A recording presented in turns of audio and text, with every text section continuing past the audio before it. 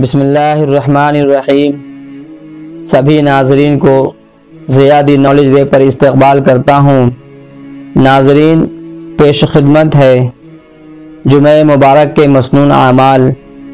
اللہ تعالیٰ نے جمعہ مبارک کے دن کو باقی دنوں کا سردار بنایا ہے۔ اس نام کی مستقل ایک سورہ مبارکہ اللہ تعالیٰ نے قرآن کریم میں نازل فرمائی۔ جمعہ مبارک کی قرآن و سنت میں بہت فضیلت مذکور ہے، اس لیے اس دن مسنون اعمال کا اہتمام کرنا چاہیے تاکہ اللہ تعالی ہمیں جمعہ مبارک کی تمام فضیلتیں نصیب فرمائے۔ جمعہ کے مسنون اعمال: نمبر 1، غسل کرنا۔ حضرت عبداللہ بن عمر رضی اللہ عنہما سے روایت ہے کہ رسول اللہ صلی اللہ علیہ وسلم نے فرمایا، جس شخص کو جمعہ کا دن نصیب ہو جائے وہ غسل کرے۔ نمبر 2، مسواک کرنا۔ حضرت ابو سعید رضی اللہ عنہ سے روایت ہے کہ رسول اللہ صلی اللہ علیہ وسلم نے فرمایا، جمعہ کے دن مسواک کرے۔ نمبر 3، خوشبو لگانا۔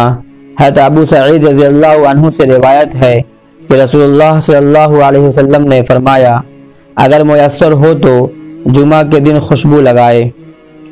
نمبر 4، تیل لگانا۔ حضرت سلمان فارسی رضی اللہ عنہ سے روایت ہے کہ رسول اللہ صلی اللہ علیہ وسلم نے فرمایا، جمعہ کے دن تیل لگائے۔ نمبر 5، صاف لباس پہننا۔ حضرت ابو ذر غفاری رضی اللہ عنہ سے روایت ہے کہ رسول اللہ صلی اللہ علیہ وسلم نے فرمایا، جمعہ کے دن اچھا لباس پہنیں۔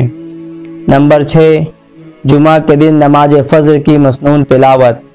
حضرت ابو ہریرہ رضی اللہ عنہ سے روایت ہے کہ نبی کریم صلی اللہ علیہ وسلم جمعہ کے دن نماز فجر کی پہلی رکعت میں سورہ الف لام میم سجدہ اور دوسری رکعت میں هل اتى علی الانسان یعنی سورہ درح پڑھا کرتے تھے۔ نمبر 7، جمعہ کی اذان کے وقت خرید و فروخت اور کاروبار بند کرنا۔ حضرت عبداللہ بن عباس رضی اللہ عنہما روایت فرماتے ہیں، اس وقت یعنی اذان جمعہ کے وقت خرید و فروخت حرام ہو جاتی ہے، اور حضرت عطا رحمۃ اللہ علیہ فرماتے ہیں کہ اس وقت یعنی اذان جمعہ کے وقت تمام کاروبار حرام ہو جاتے ہیں۔ جامع مسجد جلدی پہنچنا۔ حضرت اوس بن اوس ثقفی رضی اللہ عنہ کہتے ہیں کہ میں نبی کریم صلی اللہ علیہ وسلم سے سنا، آپ صلی اللہ علیہ وسلم فرما رہے تھے، جمعہ کے دن جامع مسجد کی طرف جلدی جائے۔ نمبر 9، امام کے قریب بیٹھنا۔ حضرت اوس بن اوس ثقفی رضی اللہ عنہ کہتے ہیں کہ میں نبی کریم صلی اللہ علیہ وسلم سے سنا، آپ صلی اللہ علیہ وسلم فرما رہے تھے، جمعہ کے دن جامع مسجد پہنچ کر امام کے قریب بیٹھ جائے۔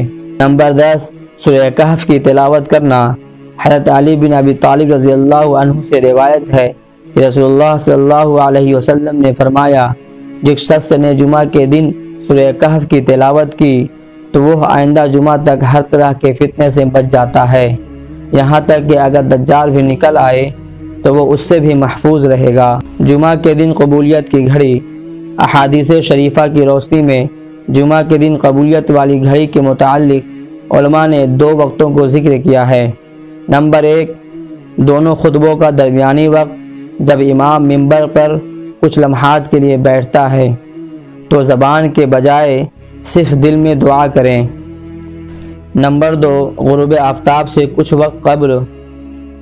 ناظرین، جمعہ کے دن نماز عصر کے بعد درود شریف کا کثرت سے ذکر کیا کرے۔ اللہ کریم سے دعا ہے کہ ہمیں مبارک ایام کو سنت کے مطابق گزارنے کی توفیق عطا فرمائے۔